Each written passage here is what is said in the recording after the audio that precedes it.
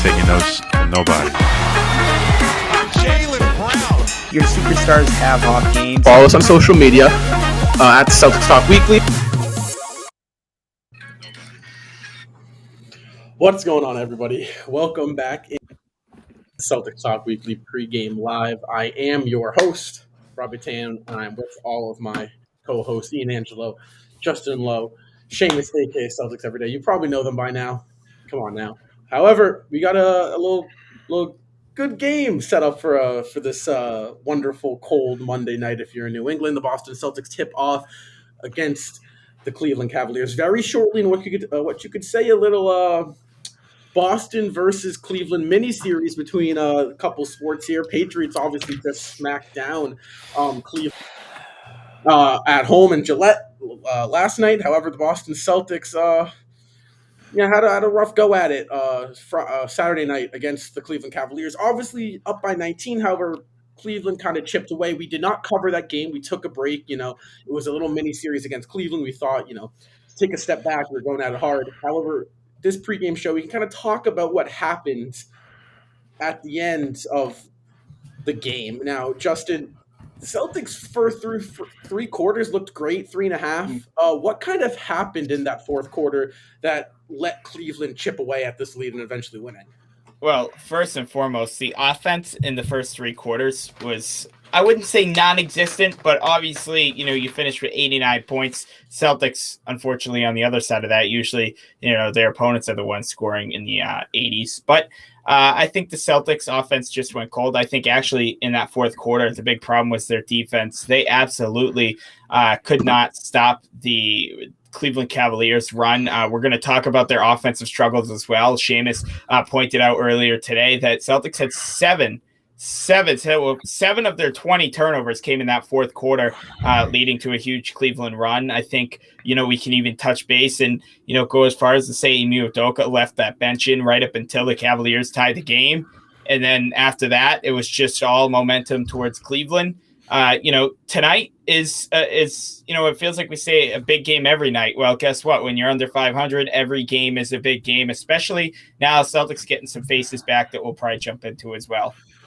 For sure. And some stats I want to read out here, obviously before we hop into what we got to do this game, last game, it wasn't as bad as it could have been, in my own opinion. The reason why I think that is, like I said, Udoka kind of left those guys in for a little too long. Could have been because it was on the second out of a back-to-back.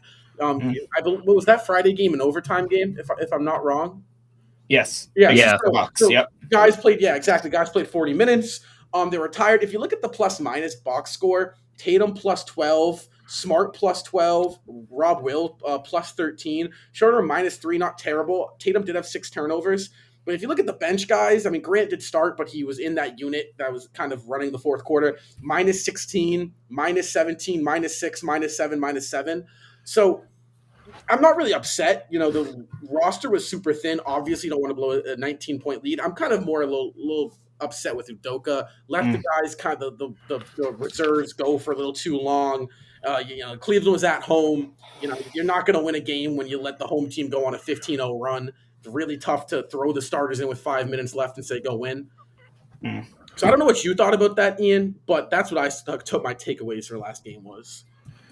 Yeah, last game was not fun to watch at all.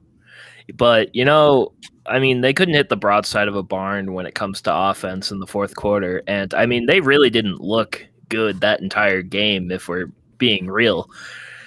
Yeah, I didn't really know what Udoka was thinking about leaving the bench unit in for so long. And, granted, I guess you got to give props to Cedi Osman for hitting those shots at the beginning of the fourth quarter, which kind of led to that entire run. And Evan Mobley was a beast in that fourth quarter. And there's really not much else to say, but the Celtics choked. Granted, they didn't have Al Horford or Josh Richardson or, guys like that. But at the same time, I don't really know what else you say outside of chalking it up to being an absolutely choke job by the entire team in the fourth quarter. Yeah, for sure. And now, Seamus, you got to look at last game. And like I said, it's a long season. 82 games. That was only game 13.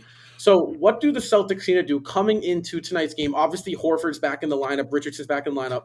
To kind of erase that from their memories, right? Obviously, they had that Chicago loss that blew the lead. They've looked really good since, right, going 4-1, and then they dropped one to Cleveland. What do they got to do tonight to kind of get that out of their mind? Well, I want to circle back on the game on Saturday. As a Celtics fan, I absolutely hated that game. Why? Well, we've been dealing with these issues the entire time, for pretty much from the start of December of 2020 till now. What was the theme of Saturday night? Lineup isn't there. Oh, we grab a huge lead. We're playing good. Oh, the offense is meh. Oh, and we blew the 19-point lead, and we lose to a team that we should beat. The Cavaliers. I know the Cavaliers are much improved, but that's a team we should beat every single time we face them, considering the talent. Totally, especially when you're up 19. Totally understandable. Yeah, with that lead, I should specify. With that This lead, team in 19-point leads, man. Yeah, no, it's something about the 19-point leads. Can we get a 20-point lead? Can we do that? Can we get? I know. I've never seen them blow up with 20-point know. leads. So.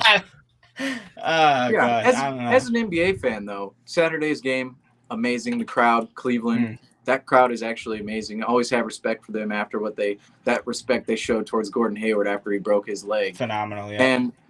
And that crowd was just into it. Great game to watch near the end, but not if you're a Celtics fan. Yeah, not if you're a Celtics fan. Yeah, if you didn't watch the first 3.5 quarters of that game and you just turned it on at the end of the fourth quarter, you would have thought it was an amazing defensive battle.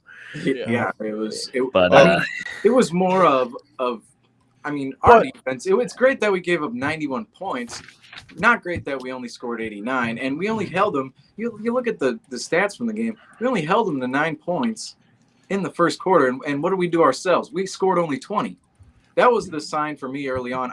I thought we would win that game at one point in the game. I was thinking, totally. Cavs haven't really turned the corner as we thought. But then you look at it.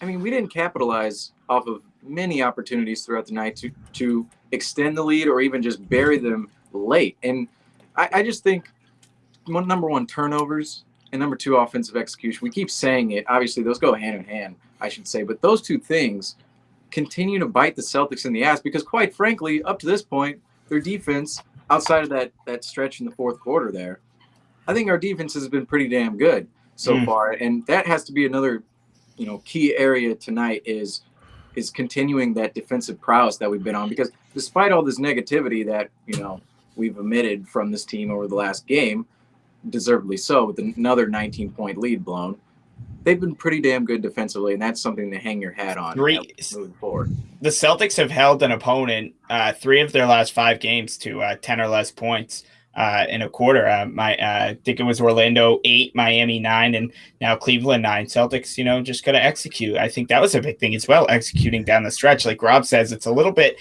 deserting when the starters lead the game up 20, and then they're inserted with about 5 minutes left, backs up against the wall, and then they got to and all of a sudden, if you guys remember that Lakers game last year in LA, the starters went out.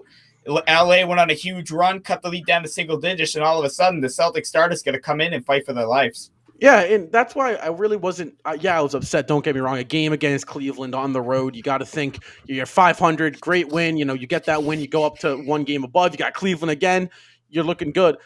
And then you drop it. So it's obviously a game you don't want to lose, but my thought process there is if you look at that run Cleveland went on compared to the Bulls run when they came back from 19, it wasn't the starters guys. It wasn't the starters' fault. It was guys who aren't normally playing, but they had to be playing because of the long injury report. Yeah. So, it was a loss you want to forget about. So, speaking of tonight's injury report, Jaylen Brown hamstring, he remains out. He is a day-to-day. You hope to see him maybe by Atlanta versus Atlanta. Whoa. But Cleveland, Jared Allen, Kevin Love, Lamar Stevenson, Lauri Markkanen, and Colin Sexton all ruled out tonight for Cleveland. So, Justin, what is this injury? How do you feel about this injury report right now? Okay, so I look at this. I'm not too familiar with Lamar Stevens, if I'm being honest with you, but you look at 3 of those 5 on the other end right now, and those 3 are either centers or power forwards. The Boston Celtics were forced to play small ball in the first game. Jabari Parker, Grant Williams ended up playing a lot. Celtics actually out-rebounded them 47-39, where it felt like Evan Mobley and Jared Allen just absolutely dominated us. Obviously, big help from Robert Williams with 16 rebounds. But like you said, Seamus, earlier, it was very evident that the presence of Al Horford, especially on the boards, was missed last night. Celtics got totally out physicality. Now Jared Allen out. I did not know this, if I'm being honest with you. I knew about Kevin Love. Just ruled out. Yeah, illness. so this is big for the Celtics, but this is where the but comes in. What have we stressed so much so far this season, even last season? Do not take the opponent for granted. Celtics still missing Jaylen Brown. I feel like maybe we took the Cavs, maybe Udoka took the Cavs a little bit for granted when they were up 20, just like after the Chicago game. If you remember, Udoka called out the Celtics players saying, we need to stop taking our opponents for granted. Well, what happened Saturday night? In that third and fourth quarter, up 20 points, might have taken them for granted, threw in the bench, and then boom, all of a sudden you lose 91-89 in regulation. Now, Celtics game plan doesn't change. Got to go in there and get the win despite big guys like Kevin Love, Jared Allen, Larry Markkinen, even Colin Sexton. I believe he's out for an extended period of time. So, Celtics got to take advantage of this tonight. Totally. And somebody I want to talk about coming into this game is the little point guard of Dennis Schroeder. Now, over the last the 4 games we have been missing Jaylen Brown, Dennis Schroeder has been nothing short of, honestly, an all-star, statistically speaking. 26.5 points, 5 rebounds, 4 assists on 52% from the field goal, from the floor, and 36% from the 3, which is actually very, very good for Dennis Schroeder. He's not usually the greatest 3-point shooter. However, he's been shooting the ball at a very efficient rate. Can't say the same for other guys on the team for the Celtics. So, Ian, what has Dennis Schroeder really given us this season and out of the last 4 games that we were missing last year? Dennis Schroeder, I mean, it feels like he just gives us a guy that basically knows how to play. Like, I mean, he's not a rookie. He's not a second-year player. He's not a third-year player that hasn't played because of injuries. He's a legitimate scoring presence on this team that can come off the bench, that can start and fill in a role that Jaylen Brown left. And I mean, I have nothing but good things to say about Dennis Schroeder except his turnover problem. But everything else in Dennis Schroeder's game right now has been spectacular. Coming from the Bucks game where he almost dropped 40. And I mean, for most of the Cleveland game, he was our only source of offense. So Dennis Schroeder is just giving us a scoring presence that we haven't had. Totally. And I think the great thing about Schroeder is that, Jaylen Brown out of the lineup, Schroeder, you insert him in, and it almost feels like you're not missing anything. Yeah, you have possessions and runs where Jaylen Brown's presence is missed. But if you rewind to last season, a guy like Brown's out of the lineup, you really, really felt that. And I think with the addition of Schroeder, you don't feel that as much. It's like, oh, Schroeder steps up. He's going to get you 20, 25. And, that's a big step forward. And I think that's what the Celtics really missed last season. So, however, we got a key matchup tonight, Seamus, right? Robert Williams last game had 12 points, 16 rebounds, 3 blocks on the game. Evan Mobley did his fair share, though. He scored 19 points, I believe 9 rebounds. So, what do the Celtics need to do? Obviously, no Lauri Markkinen, no Kevin Love, no Jared Allen. This is a big matchup. What does Rob Will need to do to win this matchup tonight? I absolutely hate the fact that we cannot get this double big matchup. Last game we were missing Al Horford. Al Horford comes back, and now we're missing Jared Allen. It's mind-boggling now. I'm very intrigued, however, by this key matchup tonight because Evan Mobley, I think he has a chance to be one of the best players of our generation. And I'm not kidding. He could be a top 10, not NBA player of all time, but certainly of the next decade. Yeah, you fast forward 5 years. Yeah, top of the league for sure. And Robert Williams, we know him. He's quite honestly turning into one of the best bigs in the league. And if not already, I mean, he's one of the most efficient bigs at the rim, one of the best shot blocking bigs in the NBA. And quite honestly, this year, he hasn't been utilized in the way that we thought he'd be utilized. And I would like to see tonight a little bit more high pick and roll with Rob. He's not one to take too many jumpers, but maybe if you stretch Mobley out from the rim, that prevents him from blocking other actions from players and cutters and, opens up the lane a little bit more. I would like to see that with Robert Williams tonight. And on the other end of the floor, Evan Mobley, we're going to have trouble defending him anytime we face him because quite honestly, the other night, I had no idea how soft of a shooting touch that he had. Super talented.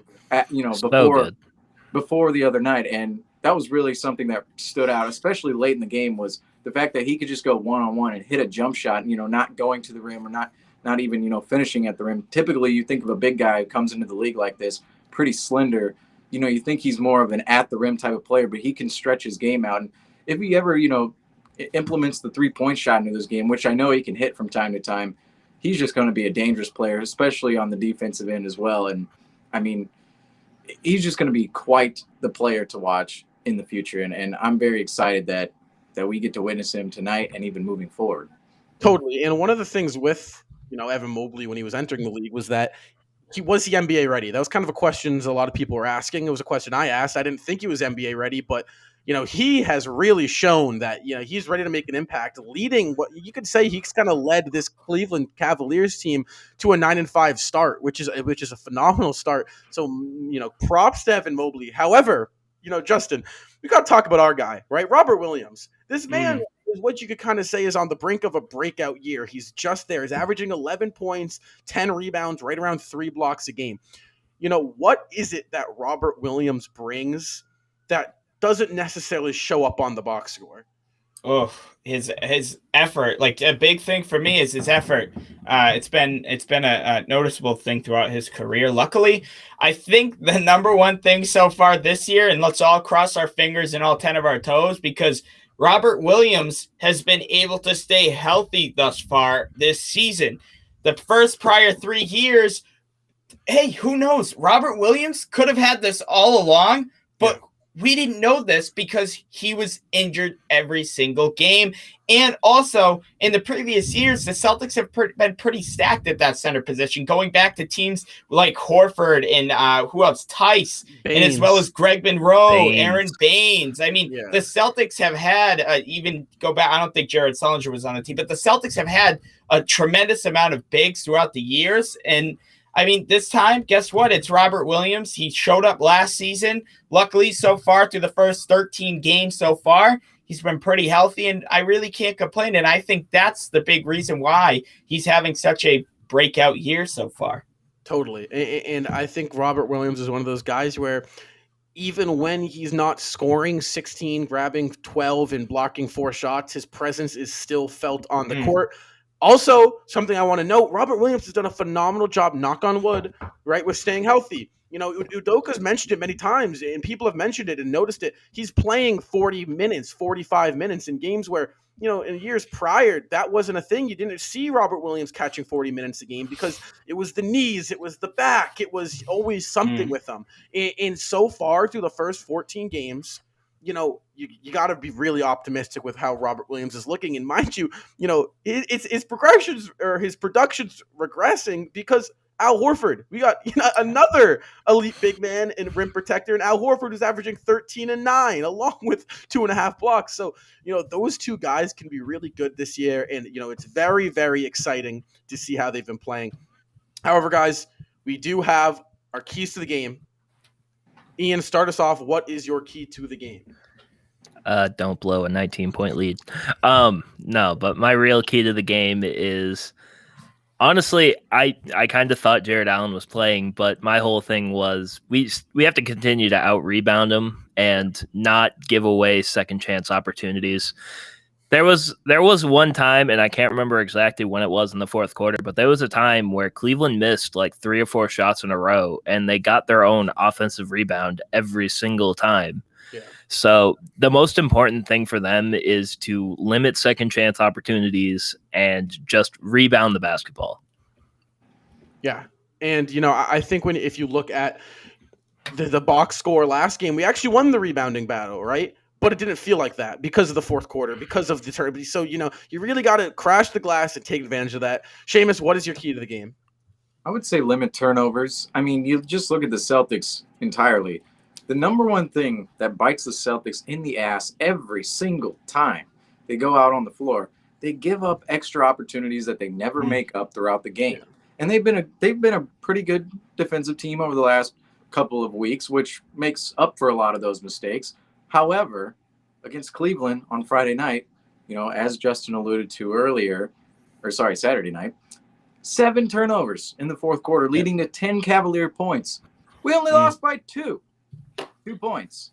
If you make up half of those, or even one of those, we're either in overtime or we win the game. So it's really those little moments of the game where we just have to execute on offense and don't give them transition and fast break opportunities, because that's when teams thrive. They thrive off those opportunities, 3-on-1 opportunities, 3-on-2 opportunities, those extra opportunities for easy buckets. The Celtics, it's bitten them all year long, and it cannot continue tonight in Cleveland. For sure. And Justin, finish us off. Last key to the game. My key to the game is attack the basket, right? That does not mean you have to go up and get a dunk or get a layup, but that might help space out the floor. Like Seamus said earlier in the show, maybe a high pick and roll game with Horford or Robert Williams. That'll bring the 2 centers out, and that'll cause maybe an opening. Maybe somebody comes in and helps drive and dish.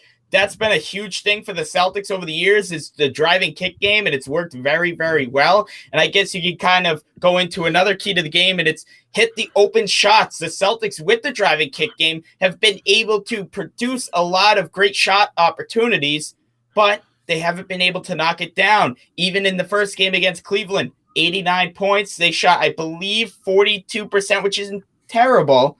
But tonight, Celtics going to have to drive, kick, and make. For sure. And guys, so here we go. Our favorite segment of the night of the pregame show is over under. So we got a couple good ones here. Obviously, it's not a big game, so we don't have the bonus. So we're sticking with 3 to start things off. However, someone who was not playing last game, who is playing this game, is Al Horford. Right? We've been talking about how much of an impact Al Horford has been making. Right? He on both sides of the ball. So we got a good one here. Al Horford, does he go with at least 10 points, 8 rebounds, and 3+ assists? Yeah, we're doing this again. Wait, we have to establish the rules on this one again. Yes. Everything has to go over. Everything has to go over. There's no tying. If there's tying, then it's 0 points for everybody. 10, 8, and 3. 10, 8, and 3. So is that back okay? Or did he miss a game because it was the second night of a back-to-back, or did he miss because he actually had lower back pain? Is my question. They probably mind you, it. Al Horford did go out before Saturday's game, and he did warm up. He did test it out. And I believe it was him and the coach.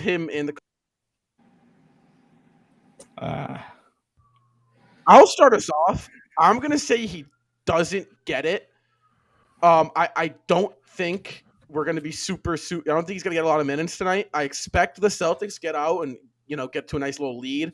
I bet Al will play right around 24, 26 minutes. I bet he gets, 10 points, 6 rebounds. I don't know how many assists, but, I think it's the Robert Williams show again tonight. So you said 10, 8, and 3. 10, 8, and 3. See, then you also have to look at the Cavs are going to be forced. So game 1, Celtics were forced to play small. Now, with 3 power forward / centers out, Cavs are going to have to go small unless they throw Taco in there, really. I don't think he's with the team right now. Is he not? I don't know. He was there last game, but yeah. I thought I saw he put up like 23 and 9 in the G League. Oh, maybe. I have no idea. Guys get transferred over day to day. So yeah, totally. Al Horford, no Lauri Markkanen, no Kevin Love. I almost said Kevin Durant. Not Kevin Durant. Kevin Love. Way different players. And no Jared Allen. Also, what we saw on Saturday night, the Celtics offense looked absolutely horrendous at points in the game, looked completely stagnant near the end of the game. A lot of turnovers. I say they put the ball in Al Horford's hands tonight, make him be a playmaker.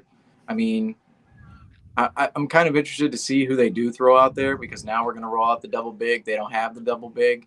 And, I'm going to go over on this one tonight. I feel really confident in Al Horford coming off now 3 days. 3 days rest now, or 2 days rest? 2 days rest. And now coming into this game and basically controlling the offense and just getting his tonight. 10, 8, and 3, I think that should be good for Al. Are we addressing 3 blocks or 3 assists? Assists. Blocks. 3 assists. Okay. Yeah. Okay. I think I might be a little biased and go with the over. Justin goes over. I do, and I don't have a bad score for doing it either. That's so true. I don't want to hear it. So I'm gonna go over. If it was 3 blocks like the Robert Williams, that's where I'd have my doubts. But I've learned to never doubt Al Horford, and the 35-year-old is really 25. So I'm going over. Over. Justin, I hate you because I was gonna say under, but then you said you can never not trust Al Horford. Oh man. Yeah, Ian, Screw you're it. gonna go against Al Horford, our only good player. I can't. Al Horford has never steered me wrong this season. Every single over/under he's hit. Screw it. I'm going over. Over. So Can't you bet guys- against the best. so all three consistent of you have Al Horford going above 12, 8, or 10. Sorry, 10, 8, and 3. I have him not going. I have him going under that. Something else another player we got to talk about here is Dennis Schroeder. The man's been on an absolute tear. Like I said, averaging 26.5 points over the past 4 games. Jaylen Brown also out of the lineups. You got to think Schroeder's kind of the second option here. I mean, you could argue even first option with how Tatum's been playing recently. Does Dennis Schroeder go over or under 18 points tonight? 18. Well, he's averaging 6.5 since Brown's been out. I'm gonna go over. I don't even want to talk about it. I think over. Yeah. You gotta wonder now. This is how long is this Hawk streak going to continue? You got Richardson back in the lineup. I agree, 100%. He just did Cleveland. Pretty dirty. The game plan might be surrounded around Schroeder. You never know. Wait, what was the number again? 18. So I said this. We had an over-under on him before his first 20-point game. So he's had a 20-point game, 20-point game, 38, and then he had 28 the other night. So 26 and a half. Average out those 4. Before that first 20-point game, we had an over-under. I believe it was 14, and I was like, Dennis Schroeder. It was that overtime game. He's due for a 20-point game. He's due for a breakout game here. He hasn't had one in a while, but now he's had 4 in a row. I know 20 plus. And now he might be due for a little bad game. On Dennis Schroeder tonight, over 18. Oh. He's getting 18 plus. We still have no Brown. Horford's going to be back. Maybe that takes away a couple of his opportunities. Maybe it doesn't. I'm going to go over, even though I gave every reason why. I'm going to join you with that, Seamus. I'm going to also take the over. I think Schroeder, he shoots the ball a lot, so I think the usage is going to be there for him to hit the over. 18 points, you got to think. Gets the line a good amount. He's been, like I said, he's had the ball a lot in his hands. He's seen a lot of minutes. I'll take the over. I'll join you. I haven't gone under in 5 days, by the way. The last time I went under was November 10th. Are you keeping the streak? The question is, are you keeping the streak alive? Was the under the one with the Robert Williams thing, the 3 blocks, the whatever? You went over on that too. No, I went over. He went over. No, he went over on the 3 blocks too. I went over on everything.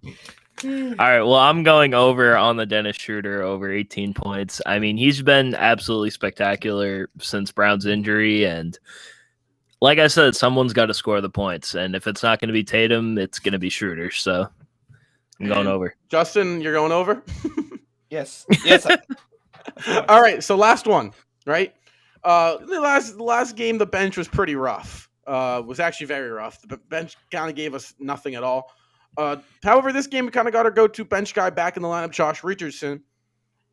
He's been shaky, but recently he's been good. So does Josh Richardson here? Does he go over under 10 points tonight? What kind of fit does he have tonight? I'm going to start us off. I'm taking the over here because like I said, they're without 3 bigs. So I think you could see a lot of the lineup of Schroeder, Smart, Tatum, Richardson, and Rob or Horford. I think you're going to see a lot of that tonight. I think it's going to lead for a lot of shots for Richardson, a lot of kickouts. I think the paint's going to be collapsed when Schroeder drives. I'm taking the Richardson over. So what was the Schroeder over? 18. It was 18. So 18 from Schroeder. Yeah. 10 from Richardson and 10 from Horford. So that's 20. That's 38 points from just the 3 of those. Well, I took the under. So I took the under. I was going to say, if we take the over on this one, we're guaranteeing 38 points out of 3 players after scoring 89. Yeah. And it's not our top Ew. scoring players. I messed up Or- somewhere. No. We're going to score over 89 points. Because Help me out, Seamus. Tell me why I should take the over on this. Josh Richardson, 10 points. Is he good though? Is his knee good?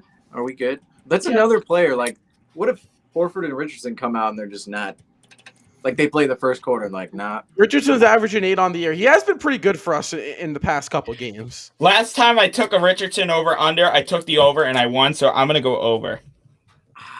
I need to The go. streak continues. Wait, Seamus, before you make your decision, he did repost his fit from 2 days ago on his Instagram story. Tonight, he did. He reposted his fit, so. Oh, you have convinced me. I'm taking the over. All right, good. I'm taking leading. the over. You have no idea. Before you said that, I was All going. All right, the only going under. No, going over. Okay, that was it. I'm taking the over. Richardson, he's been pretty good over the last couple of games that he's played. So 11 of our 12 guesses today were over. The only under was Rob. So who knows? We all pretty much have the same thing. So really, also depending on here is if what was the first one? Al Horford, 10, 8, and 3. yeah. Yeah. All right. Well, I also have an announcement. Like I posted on the Celtics Talk Weekly that if you did come in today and watch the pregame show, you could get another entry for our Celtics ticket giveaway. If you're not following us on Instagram, you can go check that out. There is a ticket giveaway. Celtics versus Pistons. You sit 7 rows back, mind you. These tickets are you get a great seat. 7 rows back, March 11th. So if you are entered in that and you are in here right now at this moment, type in the chat. Done. I will acknowledge that. I will give you another entry. You'll get 2 entries. There's going to be chances for multiple entries throughout the time. So before we close out, if you're in here and you are entered in the giveaway, do that in the chat. I don't know if you are, but if you are, that's great. You get a free little entry. Celtics versus Cavaliers, guys. Tip off at actually right around 5 minutes, right around 7:10. Before we close out, what do we want to say? Oh, wow. I cannot believe this opportunity just presented itself. I'm like, oh, man, I'm not going to get the chance to guarantee a win tonight against the Cleveland Cavaliers. That's right. We're beating Cleveland back-to-back. It should have been back-to-back-to-back, but now it's going to be back-to-back nights. We beat the Browns yesterday with the Patriots. Tonight, we're beating the Cavs second time around. Teams don't lose the second time around. Well, unless we lost you're to the the Celtics Wizards. last time with the Wizards. No. But this is the Cavs, so we're beating the Cavs. Seamus is going to get his copyright claim by Drake for saying Seamus, back-to-back so many I don't times. normally agree with you guaranteeing the Celtics win. Now, 3-2. I am also going to join Seamus and guarantee the Celtics get the job done tonight. They remember what happened Saturday. They come out with a little bit of sense of urgency. And all of my over-unders are going to be correct. So I'm going to join Seamus and guarantee the Celtics win. And I go, hopefully, 3 for 3 on over-unders tonight. Well, I'm not joining you guys. I just hope they have fun. I hope they have fun. Actually, hang on. I hope Taco actually gets to play. I would love to see some Taco. However, tip-off is just minutes away. Celtics Cavaliers part 2, actually part 3 of Boston Cleveland part 3. Tip-off, like I said, just in a couple minutes. This has been your pregame show, Celtics Talk Weekly. I am your host, Robin. That is all my great co-hosts down there. I'm not going to point to them because I always embarrass myself. Come back here for the post-game show. It's a lot of fun. You get to see our reactions. You type in the chat. It's a lot of fun. So go do that. Like I said, if you're not following us on Instagram, go do that. Celtics tickets giveaway. He says, great seats, guys. Go Celtics. We'll see you next time. As Rob's getting his card. I ain't taking those from nobody. Your superstars have off games. Follow us on social media at Celtics